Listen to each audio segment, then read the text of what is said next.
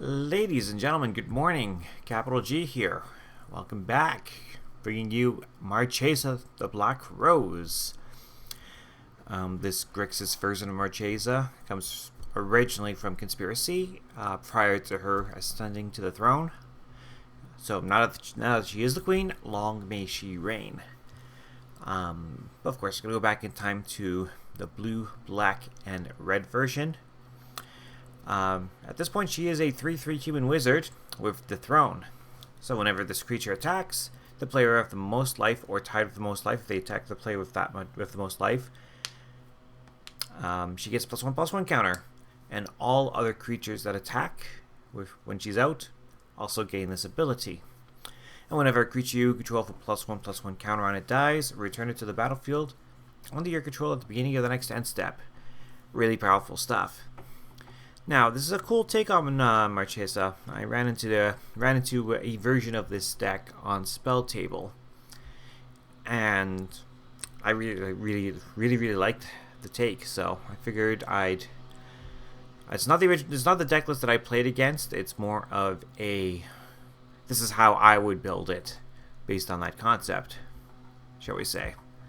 So, reversed engineered is the term we're going to use here. Let's start with some of the obvious, such as the Arcane Signet. You'll notice a lot of artifacts. We are actually going to be playing Marchesa robots, as you'll see. So Arcane Signet, of course, to tap for any one of our colors. Ashnod's Altar. We will need the sack outlet in this deck, and you'll see why shortly. Blasting Station, another sack outlet. Tap, sacrifice a creature, deal 1 damage to target creature or player. I believe it's actually now any target, so you can target Planeswalkers with this as well. And whenever a creature comes into play, we may untap Blasting Station. Conjurer's Bauble, taps, draws us a card.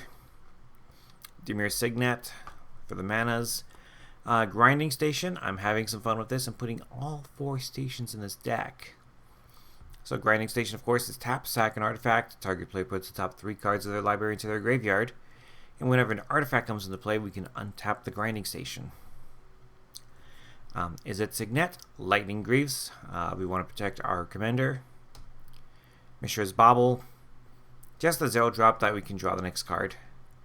Power Conduit. We are interacting with +1/+1 counters a whole bunch in this deck, so why not take a counter, remove it, and put a charge counter on an artifact or a +1/+1 counter on target creature, using more of the latter ability. Rakdos Signet. Salvaging Station. This is a card that I use a lot, in fact. 6-drop artifact, but we can tap it to return a non-creature artifact card with converted mana cost 1 or less from our graveyard to play. Whenever a creature's went to the graveyard from play, we can untap Salvaging Station. There's our Soul Ring. Finishing the Cycle, Summoning Station.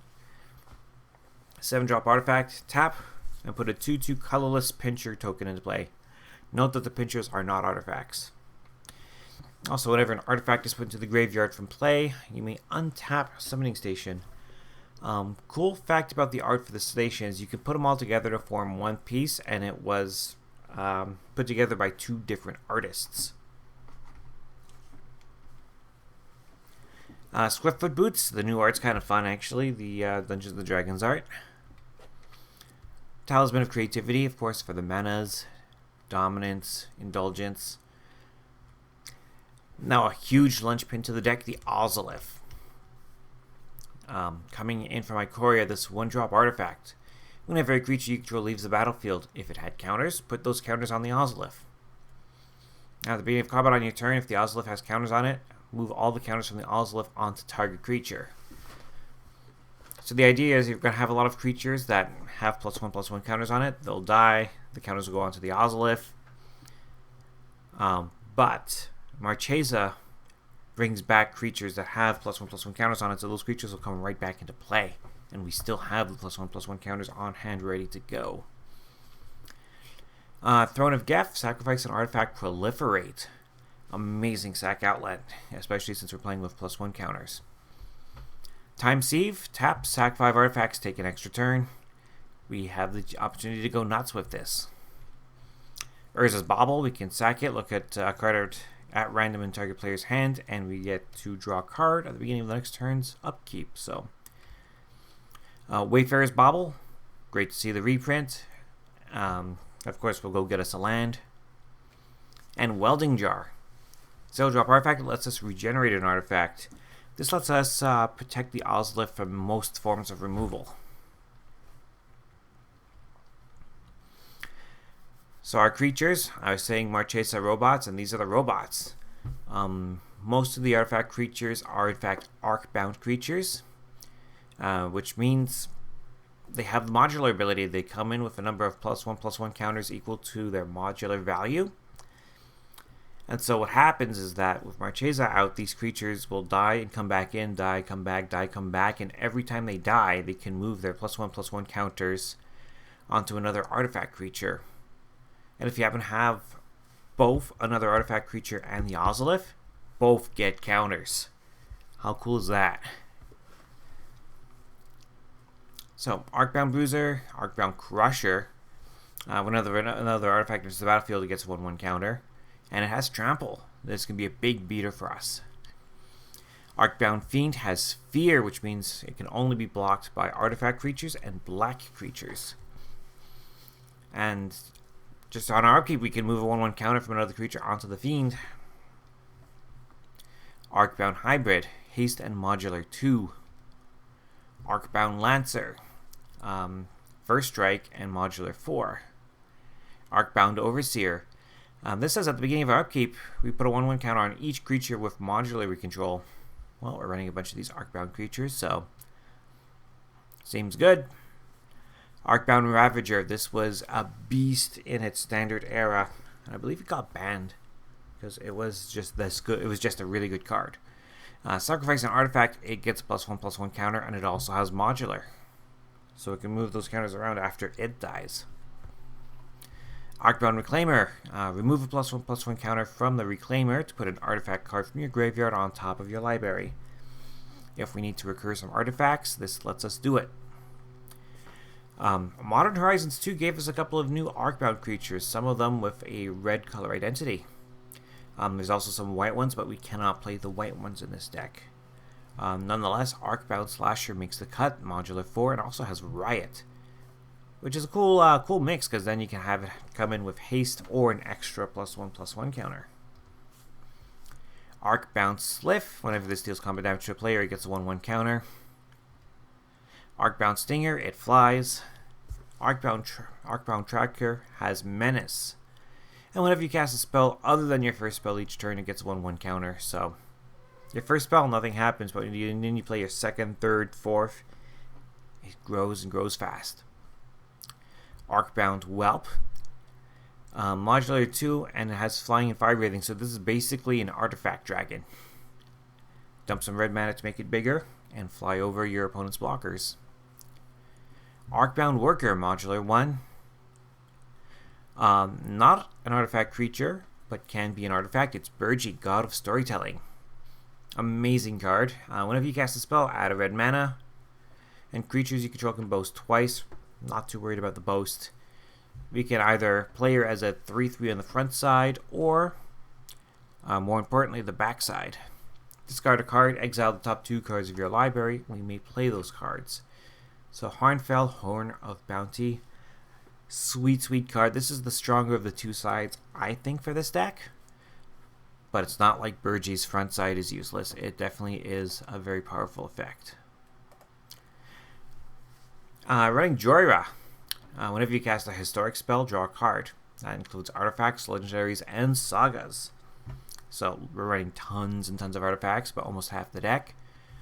So, of course, we're going to get some card draw value off of her. Master Transmuter. We're in blue, so Master Transmuter is a great fit here. 4 mana for this 1/2 Human Artificer, who is an artifact creature, so our modular +1/+1 counters can end up on her if need be. Pay a blue, tap, return an artifact we control to its owner's hand to put an artifact card from your hand onto the battlefield. Fun fact, you can in fact return an artifact and put that same artifact back. You don't need to have a different artifact in hand in order to activate the ability. Padim, Consul of Innovation. Another legendary creature, another Artificer. 1/4 for 4. Artifacts you control have hexproof. We want to protect our artifacts, especially the Ozolith. So Padim definitely helps us with that. Also, at the beginning of your upkeep, if you control the artifact with the highest converted mana cost, or tied for the highest converted mana cost, we get to draw a card. So a little bit of card draw value there as well. Sad Robot, of course, to help us with our mana. And whenever it dries, draw a card. And we can get a ton of value off of this if we manage to start getting +1/+1 counters on it. Sphinx Summoner, I thought this was a cool ad. 5 mana for this 3/3 flyer. When it enters the battlefield, we may search our library for an artifact creature card, reveal it, and put it in our hand. Yep, so tutor out our best artifact creature. Treasure Mage. When this enters the battlefield, search your library for an artifact card with converted mana cost 6 or greater. So Salvaging Station more than likely is the target. We also have a couple more expensive artifact creatures that we can scoop up with this. Tribute Mage, go get a 2-drop artifact. Usually our ramp pieces. And Trinket Mage, this is primarily here to get the Ozolith for us. Instance with Arcane Denial. Of course, we're going to try to counter any spells that mess with our board. Arcane Denial, I like it because it's super easy to splash. Yes, it's technically card disadvantage against the opponent whose spell we counter. But if we're using this, it's probably worth the investment. Enlightened Tutor. Again, let's go get our Ozolith. Sublime Epiphany. It's a very expensive instant, but it does a lot. You get your 6 mana's worth. Countering a spell, countering an activated or triggered ability. Return a non-land permanent to its owner's hand. Create a token that's a copy of a creature you control and draw a card. And usually when you're casting this, you're getting anywhere from 3 to 4 different effects every time. Swan Song counters an enchantment, instant, or sorcery. Yes, they get a 2/2 bird. Who cares? Tybalt's Trickery. Just the idea of a red counterspell is fun. It really is. Now, True Polymorph. Target artifact or creature becomes a copy of another artifact or creature. I have a real dirty trick with this card in this deck. We haven't gotten to the lands yet, but I am running some of the new artifact lands, the Indestructible Bridges. So imagine, if you will, that we cast True Polymorph and we turn somebody else's commander into an indestructible land. Not a lot of decks are equipped to deal with that. Just saying. There's also other utilities. It's a very flexible card. Like I said, wipes out an opponent's commander, or we can have something else become an Ozolith if we're struggling to keep it on board. Like I said, lots of flexibility. We can do a million different things with this. Actually, over to our lands. There's Bojuka Bog, exile an opponent's graveyard. Graveyard strategies are rampant once again, so definitely run your Bog. City of Brass, taps for our colors. Yes, we take damage. Yes, it's worth it. Command Tower. Crumbling Necropolis, taps for all of our colors.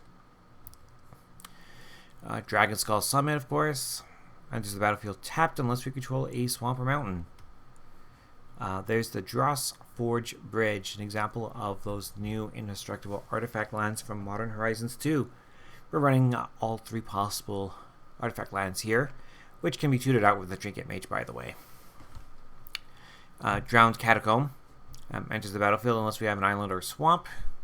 Enters the battlefield tapped, I should say, unless we control an island or swamp.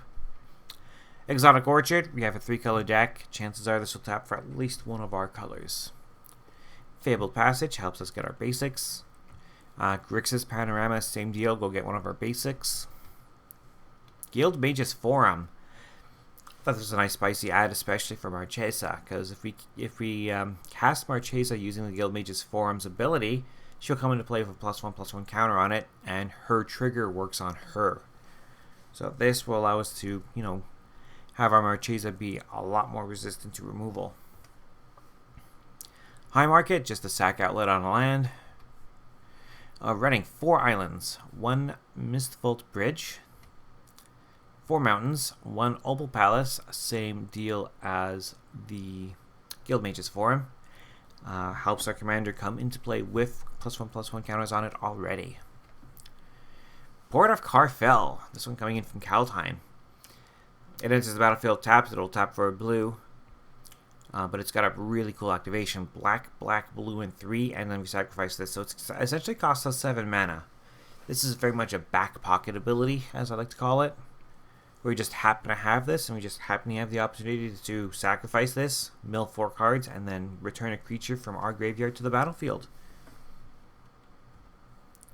Power Depot, it's another artifact land. It actually has Modular 1, so this will actually come into play with a +1/+1 counter on it.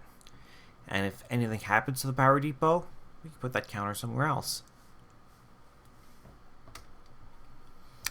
Silverbluff Ridge. Again, taps for a blue or a red, and it's an artifact land. Sulphur Falls. Surtland Frostpire. This enters the battlefield tapped. It taps for a red. And the activation on this one, red, blue, blue, and 2. Sacrifice it, scry 2, and deal 2 damage to each creature. So, somebody spamming the board with tokens, this could help us out. There's our swamps, we got 4 of those. Running the temples for the scry. All 3 of them are here. Teleria West. We can actually transmute this, so we can pay a blue, blue 1 and discard this card from our hand to go get a 0-drop. We have a couple of artifact baubles that we can go get with this. Or we can go get Urza Saga. Yes, super expensive land. I don't usually do the high budget cards, but here it's definitely worth it. Because this can get us our Ozolith. Yes, again. So chapter 1, of course, it's a land. So chapter 1 is this taps for colorless. Chapter 2 is we can pay 2 and create a colorless construct artifact creature token with power and toughness equal to the number of artifacts we control. And then once this gets to chapter 3, search our library for an artifact card with mana cost 0 or 1, put it onto the battlefield.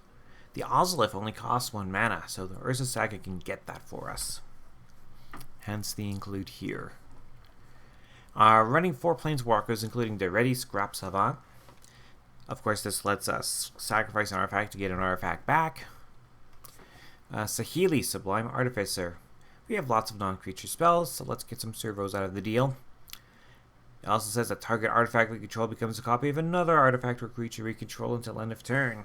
So we can use that -2 if need be. Tezzeret. This 5 mana Planeswalker is another way for us to tutor out our Ozolith directly into play from our library. So the +1 can untap some mana rocks for us. The -X, we can go get our Ozolith or whatever else we may need. The -5 says artifacts we control become artifact creatures with base power and toughness 5/5 until end of turn. We have enough artifacts that if we ever hit that ultimate, our army is going to be huge. And just checking the oracle here actually, but it doesn't say non-creature artifacts on that -5. Most of our Arcbound creatures are base power and toughness 0/0. So it'd be 5/5 plus whatever counters are on them if we activate the ultimate. Another Tezzeret, this one is Master of the Bridge. Great finisher in this deck too. Creature and Planeswalker spells you cast have affinity for artifacts. So the more artifacts we have in play, the cheaper they are. The +2 adds the business end. It'll deal X damage to each opponent, where X is the number of artifacts you control, and you gain X life. Huge life swing. -3 returns an artifact card from our graveyard to our hand. A little expensive for the ability, perhaps, -3, but still very useful. And then -8 says exile the top 10 cards of your library and put all artifacts from among them onto the battlefield. We're not planning on the ultimate. We're +2ing this every time. We're going to have a bunch of artifacts already in play, and then +2, +2, +2, and go nuts. 6 sorceries, including Damnation, to destroy all creatures. They cannot be regenerated, but ours will come back if they've got +1/+1 counters on them. Fabricate, go get an artifact, put it in our hand. Hour of Devastation. All creatures lose indestructible and deal 5 damage to each creature and each non-bolus planeswalker. Great wipe. Running the Jessica's Will. Of course, the card advantage, the mana advantage. It's hard not to run this card. Reshape. This lets us sacrifice an artifact to go get an artifact card with converted mana cost X or less and put it onto the battlefield. So, Tinker is a card that's 3 mana. Has a similar effect. Sacrifice an artifact, go get an artifact. It's banned in our format because you can, in concept, sacrifice a like an Ancient Den, a simple artifact land to go get a Colossus, Blightsteel Colossus, for 3 mana. So, Reshape is not as powerful, but by that same token, the card that we want in play is the Ozolith, and it's blue and 1 to go get it.